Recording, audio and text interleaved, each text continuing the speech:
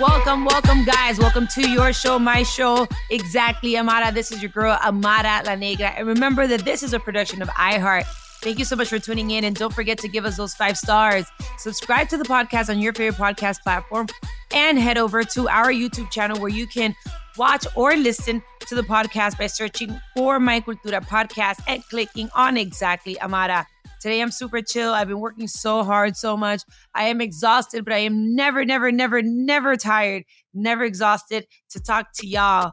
Today, I want to talk about something that's really important. It's about positive disciplining when it comes to parenting, without punishments and things like that. But today, I want to bring in someone who also has become part of my family, which is Alex, my producer, my friend. Alex, are you in here today? I'm always in here with you. We're going to be talking parenting because now that we're parents, yes, we got to learn how to change the narrative, right? That's why I love My Cultura, because in this case, we get to talk about the Latino experience, right? The way that we were raised culturally.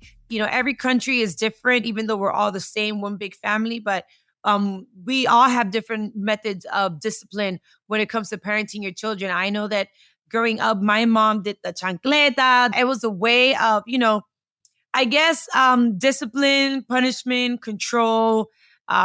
It was just, it was a copy paste of what she had learned, right? El patrón of like, go la chancleta, da, da, da, is the threat.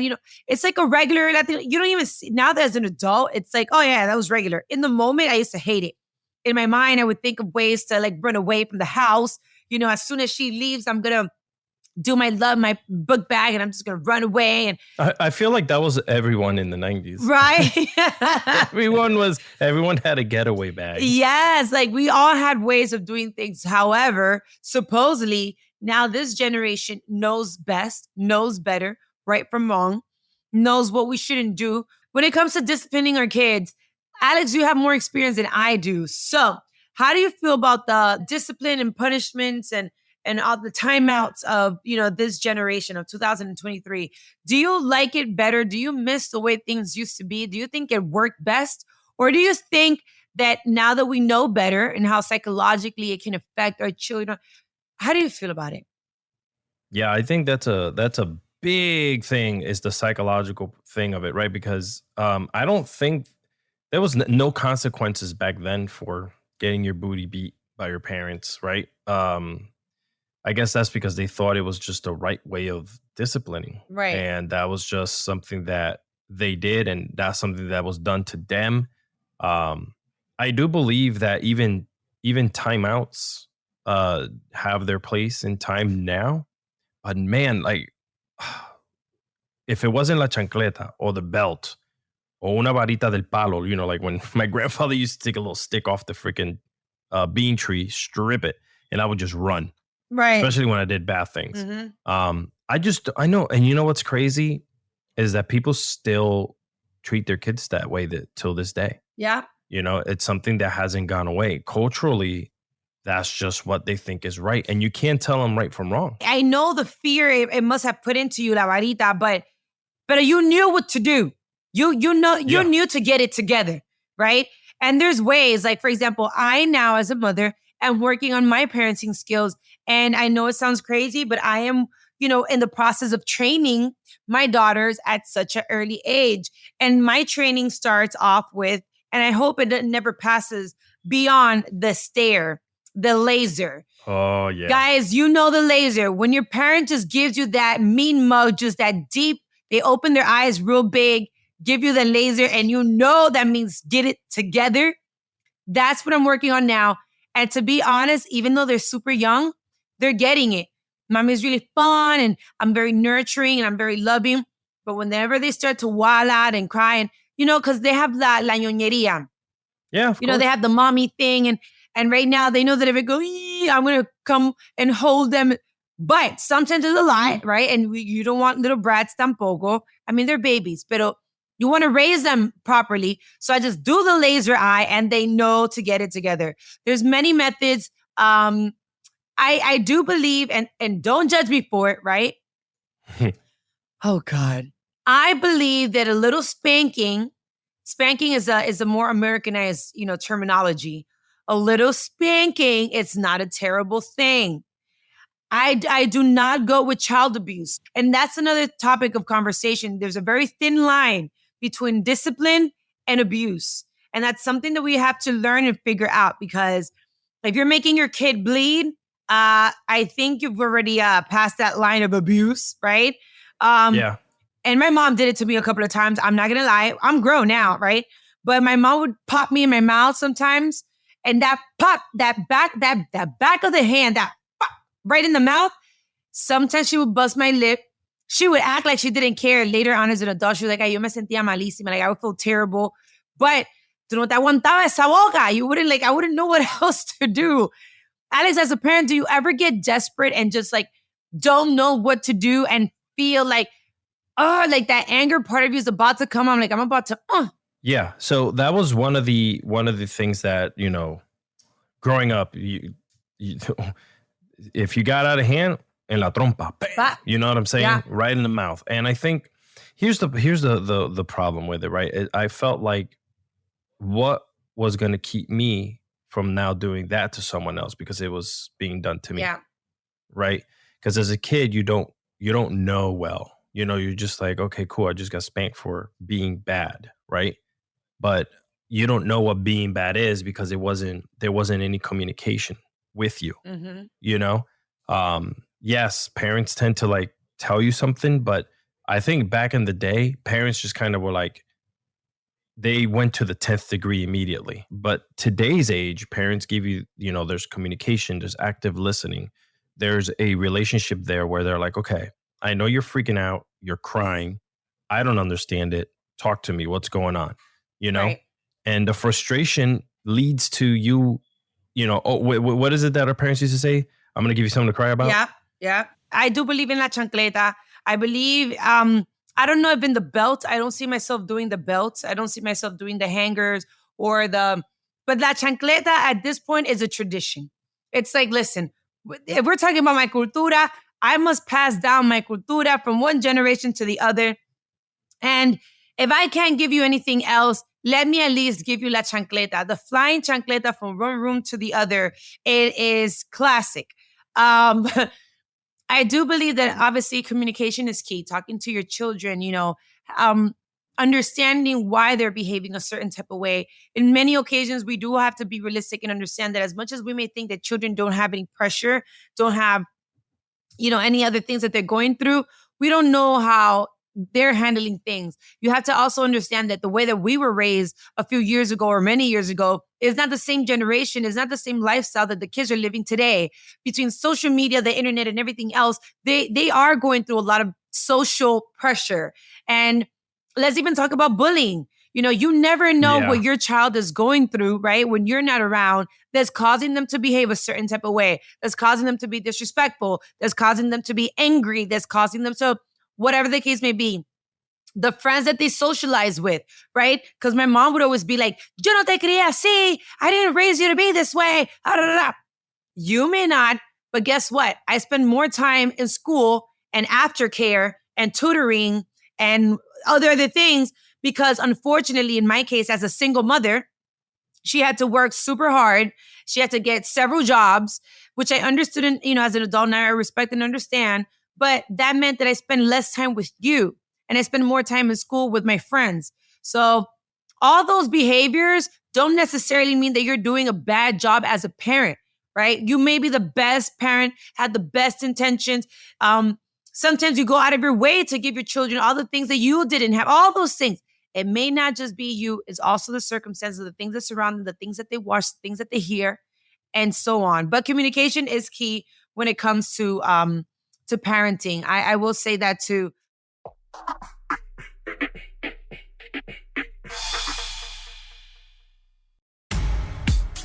It's important to also set clear expectations, rules, and boundaries when it comes to raising your child. I know that in many occasions, like in my case, I can only speak from experience, my own personal experience. My mom has always been my best friend. But as my best friend, she always made it very clear that I am your mother. You know what I mean? I love you, pero te rompo if I have to, right? Yeah. But I do want you to feel comfortable enough to trust me, to talk to me, tell me what's going on. How do you feel? Good or bad? I still got your back, right? Expectations as a parent. I expect you to do good in school. Tampoco your expectations should be that your kid should be like all straight A student. That's a lot of pressure. Yeah, not everyone's is school smart. Like, Right. some people need a little bit more extra help. Exactly. So that's what I'm saying. Like, don't make ridiculous expectation that your kid is over here stressed out, right? Trying to commit suicide because you're trying to be this perfect child for their parent and they can't accomplish that mission. Pero do set rules where your kid feels a need to put in that effort, that work, right? To go to school, get good grades, be athletic or, talented or whatever it is. Be the best that you can be at whatever it is that you're going to be, but be the best at that, right? And when you help them along the way, it sets good like you just said. You set good rules, good expectations that you're not pressuring them. I mean, you hit it right on the dot. Yeah, and also rules and regulations. A mi casa, you wake up early in the morning, you clean your room, you do your bed, and and boom. Then a whole schedule. Yes. There's a schedule for things, right? If you do this A, Y, and Z, you will get rewarded with Sunday. We can go to the park. We can go here. We can go there. We can do whatever. Because also, I think it's important that we do know that kids have responsibilities, but kids also want to be rewarded, right? I think it's also a balance. Never make it feel like, oh, you have to do that. Yes, you do have to do that, but you also want to reward them with things because at the end of the day, what you teach them at home is the same lesson that they're going to use in life. So if I do X, Y, and Z and do it properly, I will get rewarded with something. In life, our reward is money. You work extra hours. You do what you have to do. You get rewarded with financial stability. Financial stability brings you nice cars, nice dinners, houses, all these all these other things. So I think that that's also important. Yeah, and you teach them, like we have always said, you teach them on top of doing that, you teach them financial responsibility. Like that's perfect parenting. You're not being mean to them. You're setting good expectation, breaking down good rules, and giving them a reward for for doing these things, setting a positive mindset for everything that they do. I agree 1,000%. Do you have a scheduling system with your kids or rewards or something? Yeah, we used to, it was important to make sure, you brush your teeth, you do your hair, you make your bed. And, if it was a school day, got to be out by a certain time. You come back, do your homework if you have any. There's always outside time. I think that's important, and there's certain things you got to do on a school night to get to bed early and blah blah blah, which is but I never wanted to think like I gotta put my finger down, even though I want to be like, yo, you got to be in bed by 7. I know that doesn't happen. Right. You know what I'm saying? Right. So yeah, there was always good consequences for everything that you did positively. Obviously, if you do something bad, there's also those like, okay, you're gonna go to timeout or whatever. But like you just mentioned, instead of imposing punishments, you allow natural consequences to occur when a child has good actions, does the right thing. I also think it's important for us to learn from other parents, right? Oh yeah. I know that there's no guidebook on how to raise a child. I know that every child comes with a different manual, a different experience. I get those things, but I think it's important to also ask amongst each other as friends. If you have really close friends, un tío, una tía, if you want to keep it in the family, oye, mira, I'm going through this situation with my kid. How did you deal with it? What should I do? What do you think works best? Because experience is key, Yeah. Right now, I'm a new mom, right? First time mom and a first time mom of 2. I have a lot of pressure, 2 complete different personalities all at the same time. Coming from also being a single child, I never knew what it was to have brothers or sisters. I don't know how to deal with eventually when they argue and fight and do all these things. Am I supposed to be like, oh, they're just sisters, that's what they do? Or no. Wait, this is a moment to teach a lesson. You're not supposed to do this. Correct. Yes. So ask questions, right? It's okay to ask. It doesn't mean that you're a bad parent because you can't get it right. It doesn't mean that you're just ask. It's okay to ask questions because sometimes that one conversation can change your perspective on how you should handle that situation. Right, Alex? I agree 100%. Plus you get, if you surround yourself with good parents that know, how to work a good relationship balance with their kids, that helps you create your own methods and your own ways of being with your child. You learn positive reinforcements, how to encourage your children, problem solving discussions, because that's huge. You know what I'm saying? Like, Yep. you want to be able to take everything that you're learning and adapt it to your kids. Because guess what? At the end of the day, those kids are going to be great to you. Yeah. Yeah. And they're going to treat you and others around them so well. Y eso es lo más grande, right? When you present your kids to a stranger or other family members, you want them to be kids, but also have respect, and you want other people to admire that. Of course, your kids are a representation of your parenting. So the way that you are around them, the words that you use around them, the love and nurturing that you do, once they stand beside you publicly, the way that they behave and act represents how good of a job you're doing. I'm not even gonna lie. The smallest thing as thank you, you're welcome, please. Those are the smallest little thing that showcases if your child is being taught properly at home. 100%. And I think all those things are important. I'm going to talk about also back in the days, I know at least in the Dominican Republic, como buena Latina, it was a community effort to raise a child. It didn't matter if it was la vecina, they would be like, oye, Pepe, Jose, I'm telling your mother, you're out here acting crazy. And they would go and tell your mother, mira, fulanito's out here playing outside with no shoes and messing up his uniform, whatever. But it was a community effort to raise the children properly. Now, if your neighbor were to come to you and be like, oye, your kid is out here in this bike going crazy, be careful because they can crash. People now are super oversensitive to me. Correct. To me. Right. Because if you're doing it in a positive way, I'm not saying it for anything. I'm trying to help you, right?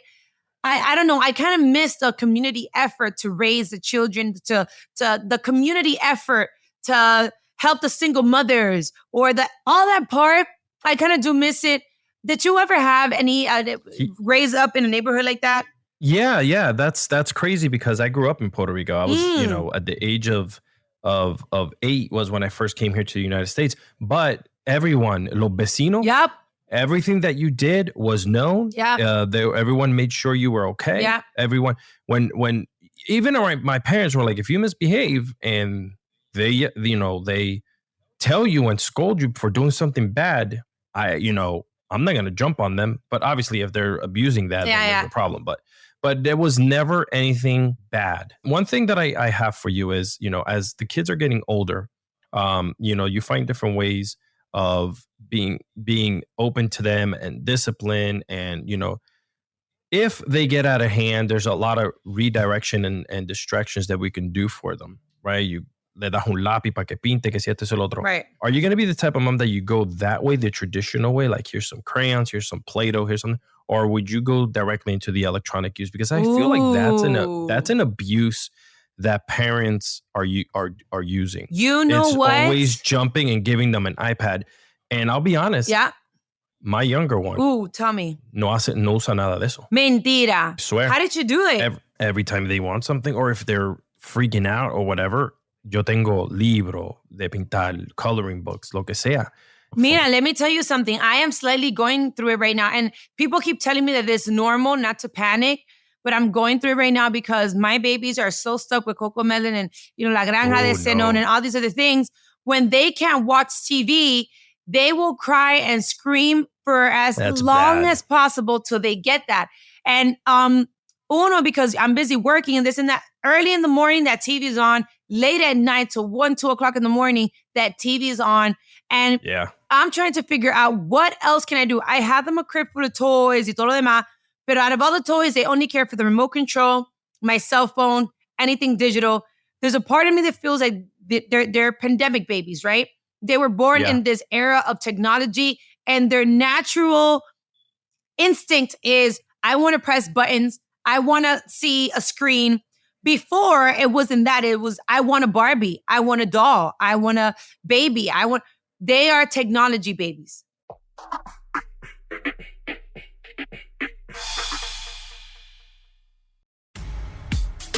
I think you can, there's so many different things out there that they can use, so many different toys that have noises, bangs, whatever. You know what I'm saying? Right. And I feel like that's hard because we use TV as, for me, as a Oh, you did something good. You did everything you had to do. Here's this reward. Right. You get 30 minutes of your favorite show. Right. Yeah, my kids are going through it right now, and it makes me wonder, am I being a bad parent by not, by giving them what they want, knowing deep down inside that that's probably not going to be good for them? Because I've seen kids, we saw recently on social media where this mother was on a flight and her daughter started spazzing out and going crazy and started hitting everybody on the plane because her mother took away the phone since it had to be on airplane mode. We've seen kids that will go crazy, se tiran en el medio de the supermarket anywhere because they can't have their iPad or their phone. I do not want to be that parent, and I will get that chancleta and just throw it from one room to the other and snap you right out of it. But it's such a terrible thing. Something else that I want to talk about is, you mentioned it before, problem solving. I think that there's a lot of kids these days that don't know how to, solve their own problems because they have become so codependent of their parents, of the internet, of this, of that, of that instant gratification. I think it's important to give your child or give your children instruments, like you said, to, just rearrange the energy, right? If you're upset, how about we go ahead and do sports? How about we go ahead and play the violin, the piano? We do something else instead of just being stuck, especially for the boys too.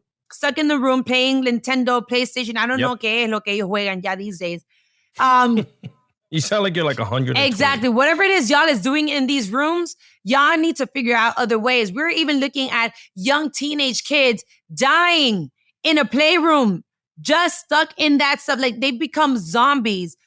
As parents, like we said before, communication is key, but we need to figure out other ways that we can encourage and help our kids. We become so stuck ourselves between work. A lot of time you even see the parents stuck on Instagram doing TikToks while you are completely ignoring your kid. What is happening to our society? What is happening to us as parents? I saw a parent who was at an event taking video of they were doing some type of thing here, and she's just like taking video. Like, she has like a maybe 3 or 4 year old, and she just keeps on yelling at her like, "Hey, be quiet," or "Hey, be quiet." Like, she's 4 years old. She's bored. Yeah. You know what I'm saying? Like, you have her attached to this, like, little monkey thing. Yeah. Attached to the wrist and whatever. Oh my God, no. And at one point, she's like, I need to go poopy. Uh-huh. And she's like, not right now, go sit down. And I'm standing right next to this kid. And my fatherly instinct kicked in. I'm like, I'm going to say something. I have to say something. Right. Finally, the little girl turns around and she's like, can you take me poopy? Do you know where the bathroom is? Oh my God. I was a second away from snapping at this mother. I hear you. And finally, she looked at me and she saw my face and she was like, oh, okay, come on, let's go to the bathroom. But like, super annoyed at the fact that your baby's asking you to go. Like, dude, come on, man. They're 4 years old. I felt so bad, man. I was ready to just jump on them, and all because they were either too busy watching a video, in front of them, trying to take a video of something, or on their own phone, Well, that's the era that we live in, where and to all the feminists out there, please do not kill me for what I'm about to say, okay? Everybody has the rights to their own opinion, their lifestyle, and amen to that. Personally, the older I get, the more I mature, the more I realize the world that we live in and the lifestyle that I've had, right? That at a very early age, I started doing taxes at 4. I started working at a very early age. My mom, because a lot of times when I talk about it, people are like, what you're saying doesn't match. My mom and I did struggle a lot in this country, but I was American because I was born here. So my mom would have her friends take me to auditions, take me to castings while she was cooking, right? And working very hard. She was the one who didn't have any documents. I did, right? So my mom would always make sure that I was in dance classes or whatever she could afford, or anything that was free or anything like that, right? My mom put so much work into me being so great, and I worked at such an early, young age that I had, at a very early age, the hustle was in me. I knew to work. I knew that I need to somewhat not provide, because I didn't understand the what it meant to provide, but the work ethic. You can teach your children how to have good work ethic. You can teach them what financial responsibility is. You can teach them independency, right? If mommy is not there, if daddy's not there, I want to know that I raised you right enough that you're going to know what's right from wrong, that you're going to know how to handle certain things, or to say, no, I don't want to go there. No, I can't do this. My mother and my father would not approve of this. Just overall, times have changed so much that I feel like si tú regañas a tu hijo, you're being a bad parent. You're now affecting with their emotional state. You can't do this. No le puede dar una nalgada. You can't spank them because now it's abuse. You can't do this. It's like, if this is us now, 15 years from now, I don't know what type of world we're going to live in. Like, I don't know anymore what it is to be a good parent. There's so many rules and regulations these days on how to raise your children. I feel it also makes it a little bit more difficult on the parent. And parents also feel they feel unencouraged. They feel like they're being bad parents. And I don't know. I just want to not lose my Latino traditions. I still want to go old school with many things. I believe in the stand in the corner. I believe in the spanking. I believe in the taking away things. I believe in many things. I believe in los coño de vez en cuando is not a terrible thing. I believe in all those things. I don't want to lose because whatever my mom did for me, it worked for me. I think that these days we have technology, we have social media, we have access to a lot of other things, psychologists, we have many other methods that we can use to raise our kids in a better way. Have you ever? I agree. Have you ever spanked your kid, Alex? No, never. It's better to find, like I said before, that different way of how do I diffuse this situation, especially if they're like being really mean. Because if they're being bad and mean, that means there's something going on. Yes. And I gotta find out what it is. And even though the easy way out is to be like, no hagas eso, bam. The little work that I'll put in to realize, okay, this is what's going on, and I finally got to it, and let them calm their way down. Yeah. Would go a long way for them and for me, because then I'll feel bad. Now, here's something that at this moment in my life, I won't get to experience, but I want to know, as a married man or as a person who's in a relationship or has a child and you guys live all in the same household, as a father, how do you handle that when mommy she has a certain type of way of disciplining. Sure. And then the father has another one. Or if mommy says no, but then, she'll go to daddy, mommy said, how do you work that out? Yo, that's difficult because if they're playing their card like we all did when we were younger, right? You fall into it. You're just like, cool. But if you hear the other parent, whether it was my ex-wife or whatever, say something like, hey, she would call me and she'd let me know they misbehaved. They did this, they did, the bad things, obviously. Right. Yeah. And I would have to abide by that. Like they would come over and I'd be like, listen, mommy told me X, Y, and Z. But your kids, they can try to take advantage of it. They'll think that that's an okay thing to do. Yeah. And as they grow older, they'll use that to their advantage with their partners or their friends or people of authority around them. And you know what? You just hit such an amazing point because my mom was really big into that.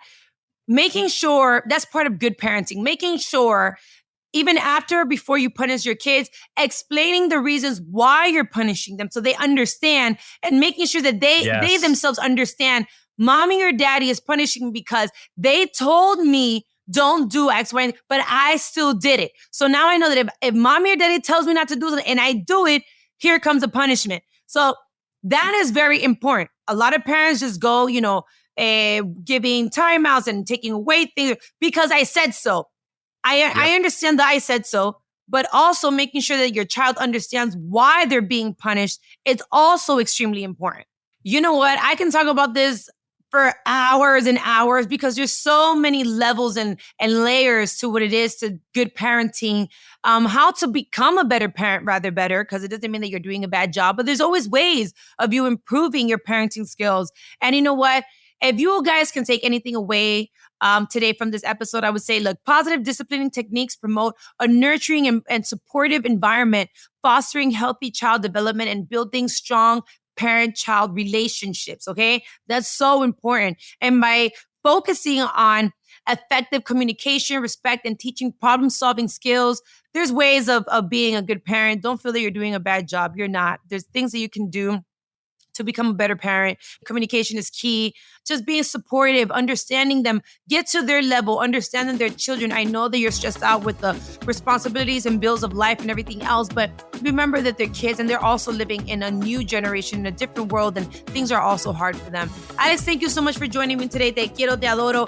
This was such a great conversation. I really loved being able to talk about this since you have more experience than I do. Thank you so much. Thank you for being part of Exactly Amara. Make sure to find me on YouTube. Catch my show by searching for my Cultura podcast on YouTube and clicking on Exactly Amara. Don't forget to follow me on Instagram at Amara La Negra ALN, Amara La Negra ALN. And remember, guys, this is a production of iHeart's My Cultura Podcast Network. For more podcasts from iHeart, visit the iHeartRadio app, Apple Podcasts, or wherever you listen to your favorite shows. This is Exactly Amara.